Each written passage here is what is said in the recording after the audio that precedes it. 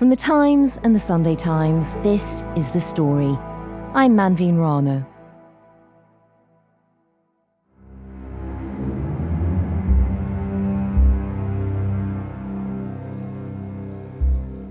It was described as a turning point, the battle that decided the future of the world.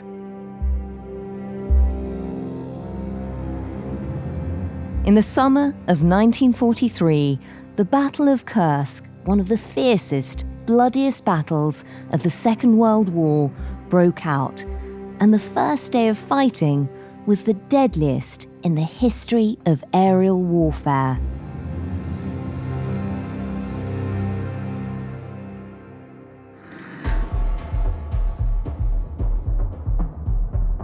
"80 years on, it's been a very different picture as Ukrainian forces rolled into the Russian region of Kursk last week and seemed to take over. For the first time from the Second World War, from 1944, Russian territory is occupied by foreign army. And what's happening? Really nothing. Putin is just mumbling something on his Security Council meetings. So that is important for us to show to the world that they should not be afraid of his retaliation. Just over a week ago, Ukraine seemed to be losing momentum on the front line in the Donbass. Then, in a big, bold, daring move, they turned the war on its head, taking the battle to Russian soil. It's a huge stroke by the Ukrainians to achieve operational surprise. It was a blow to Putin, and it changed the narrative of the war in Europe.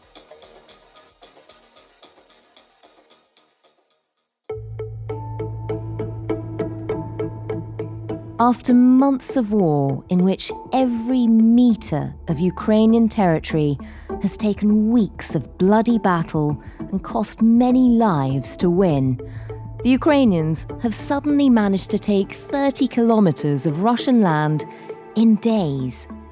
For President Zelensky, it's a huge gamble. Will it pay off?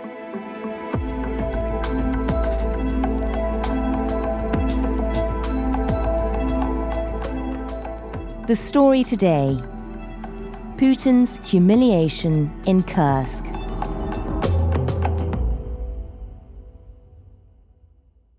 My name's Tom Ball. I'm a reporter for The Times, and I'm currently in Kyiv. Tom, what's it like in Kyiv at the moment? How have the last 48 hours been?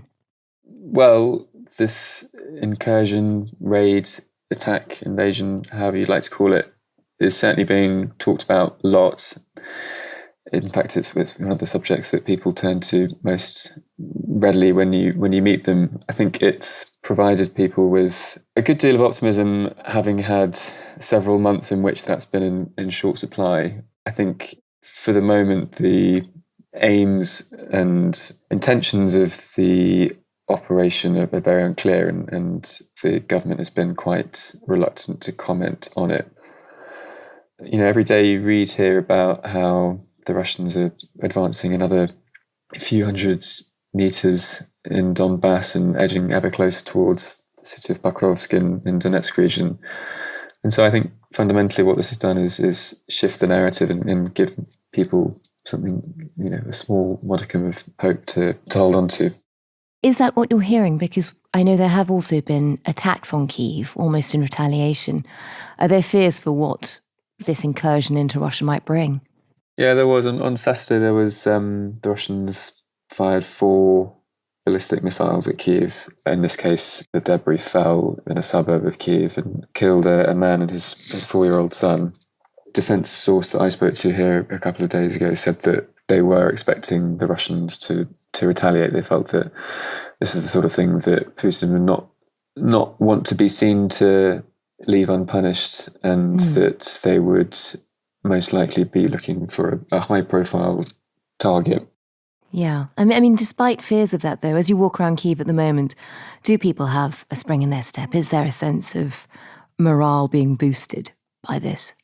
Yeah, I mean, I was out on Friday night, and it was around the time when a video had been published by one of the brigades who are in Kursk in Russia at the moment, and the video showed soldiers holding a Ukrainian flag outside the gas transmission station in a town called Sudzha, which is 6 miles within the Russian border. Здоров'я з міста Суджа. Новини в нас такі: місто контролюється Збройними силами України. The soldiers were saying that this town now is under the control of Ukraine, and that, I think, was the first proper confirmation, official confirmation that had been given about the ongoing operation, having had several days of silence and uncertainty, and that was, I think, that was a fairly significant moment, because I have to remember that Russia hasn't ceded a single inch of its territory since the Second World War, and so for people to be able to see a video in which Ukrainian soldiers had seized a Russian town is quite something. And that video dropped on Friday night whilst I was out, and there were lots of people sitting in the bar looking at it on their phones and kind of just amazed and also fairly jubilant at what they were seeing. It is an amazing clip. They are putting a giant flag of Ukraine on top of a building there. What were you hearing in the bars? People just ecstatic, really. I mean, I think, as I said, this is all very unclear still, and it's not going to win them back the 20% of territory that Russia has occupied anytime soon, but purely as an exercise in shifting the narrative, people felt like it was Ukraine bringing the fight to Russia, and, you know, having had 10 years of war on their land, at last they were bringing war to Russia's land.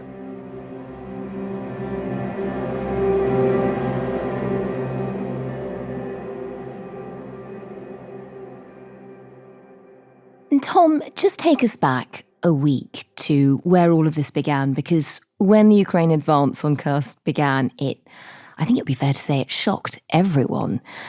Just draw a little mental map for us. Where exactly is Kursk?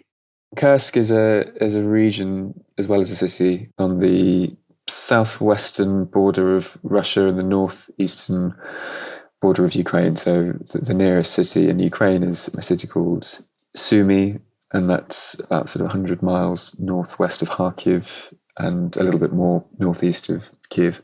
And how much of that territory is being held?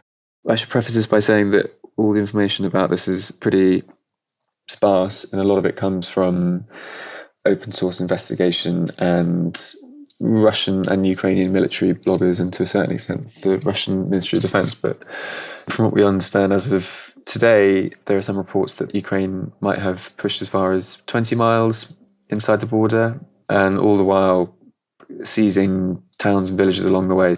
For the last few days, Russia has been saying that they've managed to halt the incursion, but every day it seems they seem to be advancing ever further into Russian territory.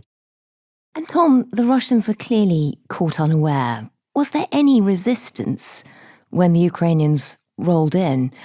Do we know, were there fierce battles? How hard was it to take over so much Russian land?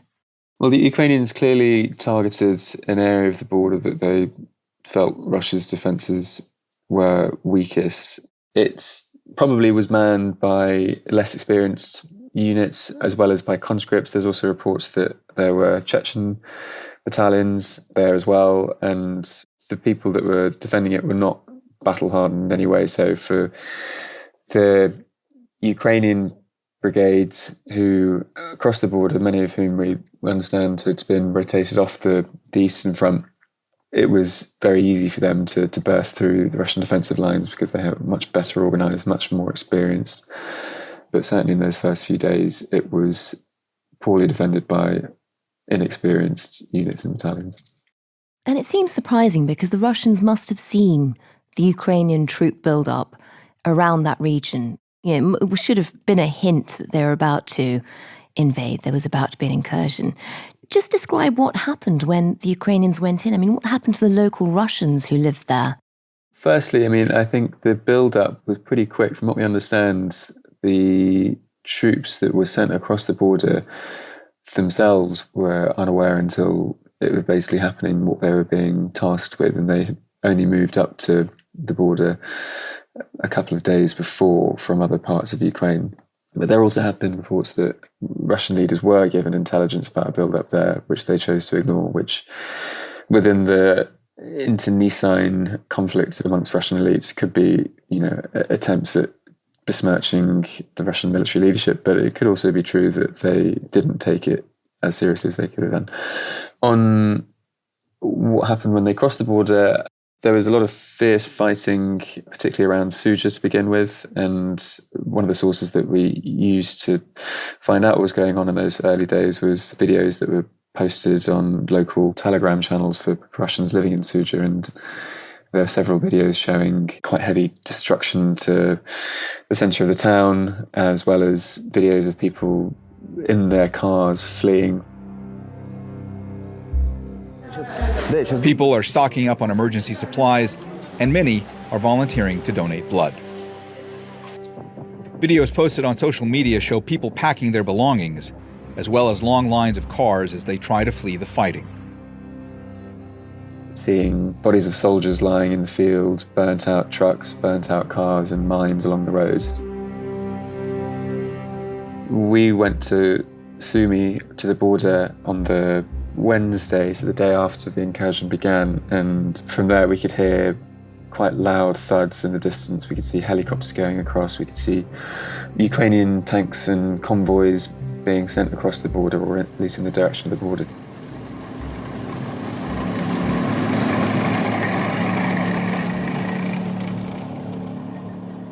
There was a lot of military activity going on clearly then, and clearly a lot of heavy fighting going along that border region in the first couple of days, which then expanded out to deeper into Russian in the subsequent days. And we know that the Russians have declared a state of emergency in the Kursk area, and tens of thousands of civilians have had to flee. Just explain why that patch of land, though, why Kursk is so significant strategically.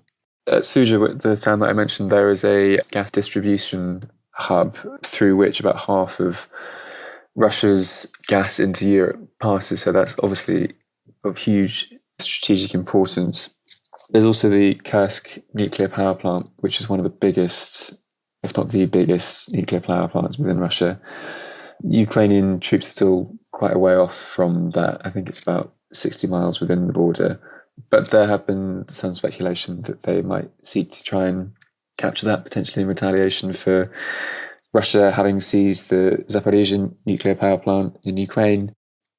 And Tom, over the weekend, Zelensky finally acknowledged that this was a Ukrainian operation on Russian soil. Only from the beginning of this summer and only from the Kursk region, our Sumy region suffered almost 2,000 strikes. Artillery, mortars, drones. We also monitor every missile strike, and each such strike deserves a fair response. It's been seen as a bold but very risky gamble. Why do we think the Ukrainians have done it? What's the strategy? Clearly, a major aim of this operation is to try and divert Russia's troops who are currently serving along the front line, and particularly in areas in Donbass where they are making incremental but steady progress towards the city of Pokrovsk in the Donetsk region.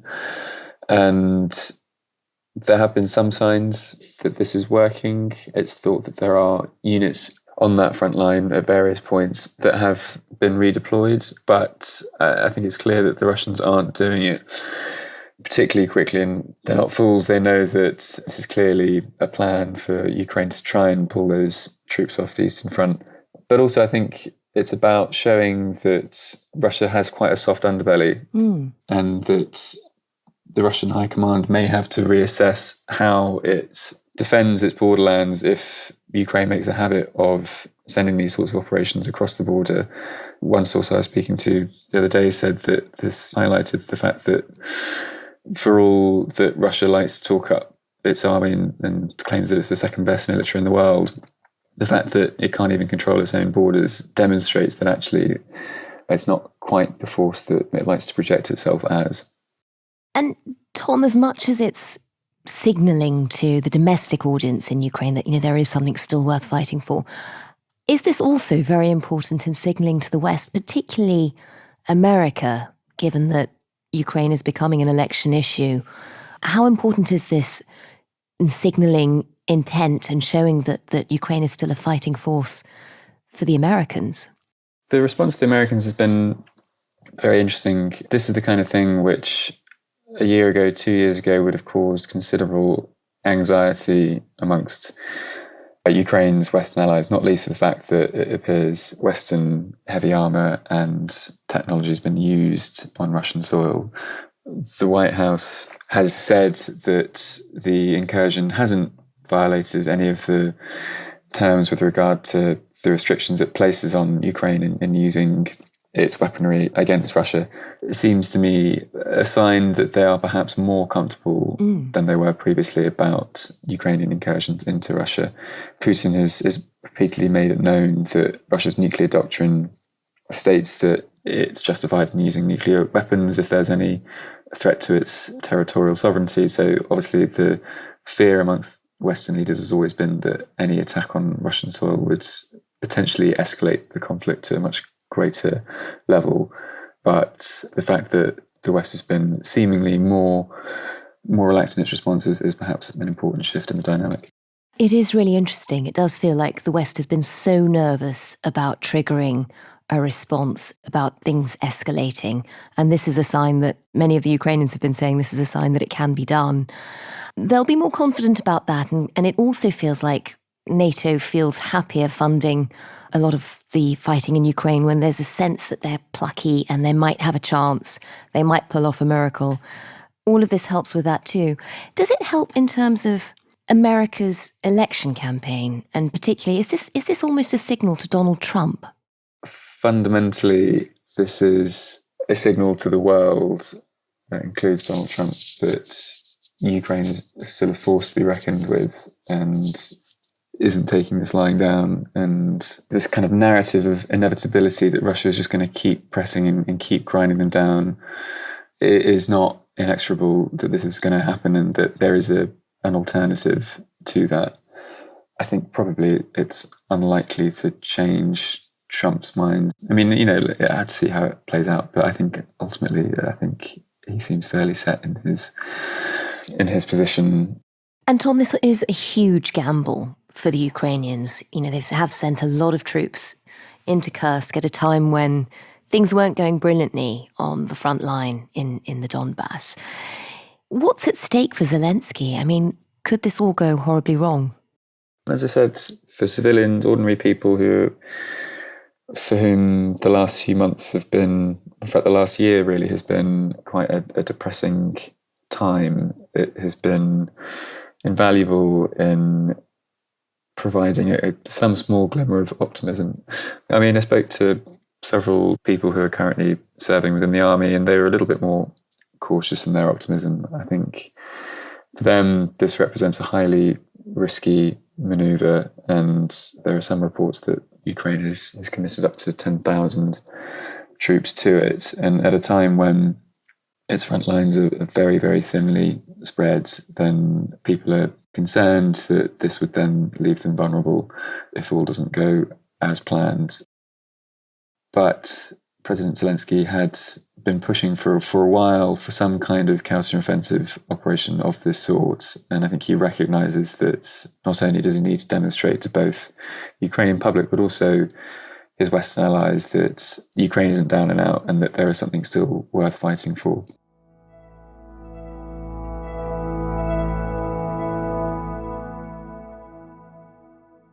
And Tom, so we've talked about how this is going down in Kyiv. Give us a sense of how this will be going down in Moscow. What was Putin's response when the attack happened? I think it's fair to say that this attack has certainly wrong-footed the Russians. It was clearly a surprise to them, and they weren't at all well prepared to deal with it. There's been some signs of Putin's dissatisfaction with Gerasimov, who's the head of the Russian army. And the fact that that he's now declared a counter-terror operation means that a lot of the defence of this will now come under the control of the FSB, which might suggest the fact that Putin, falls back onto what he knows best, which is the FSB, which he ran briefly in the 1990s, and a system that he's been a part of his whole life. And there's also been considerable criticism of Russia's response as well by military bloggers who are influential, well-connected people that write about the war. What have they been saying? A lot of their ire has fallen onto Gerasimov with suggestions that he was in fact aware of a build-up on the border several weeks before the attack, but chose not to act on them. That's so interesting. So this might end up triggering a much bigger change in the power dynamics in Moscow. That's the military bloggers who I know you tend to follow very closely. What about the press? I mean, what are the public saying about this? How do they feel about an incursion on Russian soil? I mean, there's been criticism over the way that conscripts were used in the initial defence, Putin having said that conscripts would never be involved in direct fighting during the war. The Russian propaganda machine has gone into overdrive, claiming that Ukrainians have been deliberately targeting orphanages, that they've been looting and pillaging along the way, for which there's been no evidence, and describing it also as a terror attack in the euphemistic way that they like to skirt around the fact that this is a war of massive proportions, but don't call it as such. Has there been any praise for the Ukrainians' tactics? Yes, there's been some admission by even pro-Kremlin Russian papers that the cross-border attack has been successful. Izvestia, one of the papers, even went so far as to say that Kiev had made a strong move with unpleasant consequences for our side and that the enemy had acted skillfully and daringly. It feels hugely unusual. How are people talking about Russia's response to what happened? Because, we know, I think nearly 80,000 people have had to flee their homes. What's happening with them? They've announced an evacuation in the same way that Ukraine has also evacuated its civilians along the border. 76,000 is the figure that's been given in this Kursk area, but from reports that we've read, that it's been highly unorganized, and it sounds like there's been a fairly high level of chaos as well, with people not knowing where to go, what to do. Some people turning up in Moscow on trains with all their belongings and nowhere to go. Again, a testament to the fact that this took Russia completely by surprise, and they're now scrambling to respond.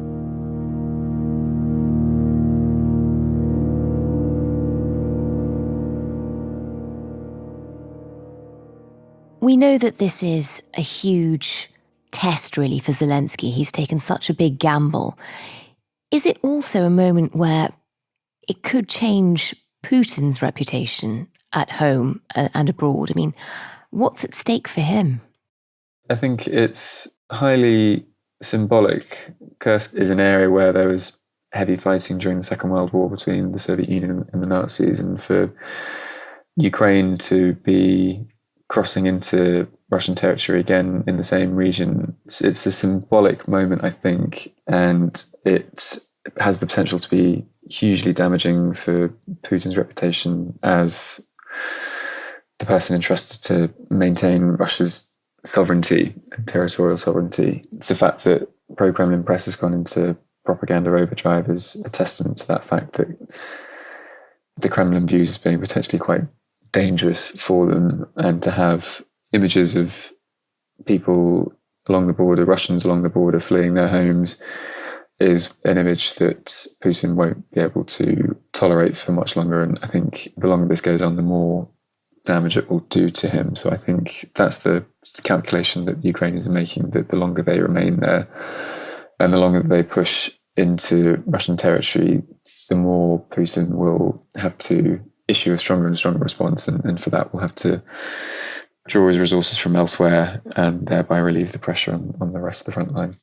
And Tom, given how much is at stake for Putin, just stepping back, we know that some of the Ukrainian tanks that have rolled into Russia were originally German, some I think were Polish. Is there any risk that this might still lead to a bigger escalation? It hasn't happened yet, we're a week in, but could that still come? From people I've spoken to, I think they felt that any kind of rapid escalation would likely happen within those first few days. And now, actually, if we're talking about the use of tactical nuclear weapons, which have a far lower yield than strategic nuclear weapons, then Putin actually wouldn't have a great deal to gain by using them, because, as has been the case throughout the war, because you might take out 5,000 Ukrainians on the front line, but at enormous political, diplomatic costs.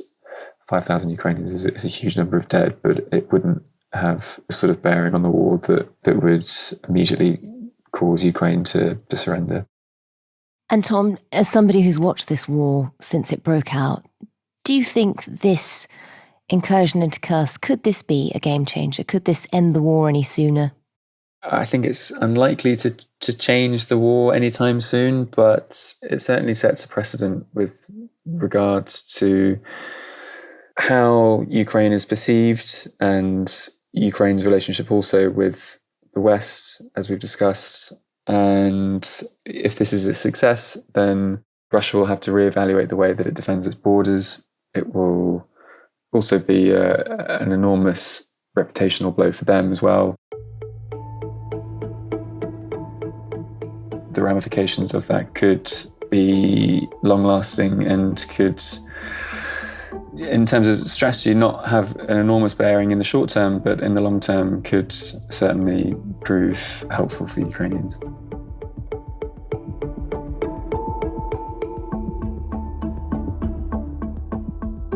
That was Tom Ball, a reporter for The Times, currently in Kyiv.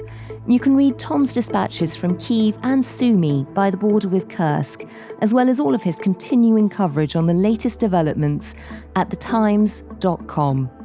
The producer today was Edward Drummond, the executive producer was Fiona Leach, and sound design and theme composition were by Mao Lassetto. If you can, please do leave us a review wherever you get your podcasts. Thanks for listening. See you tomorrow.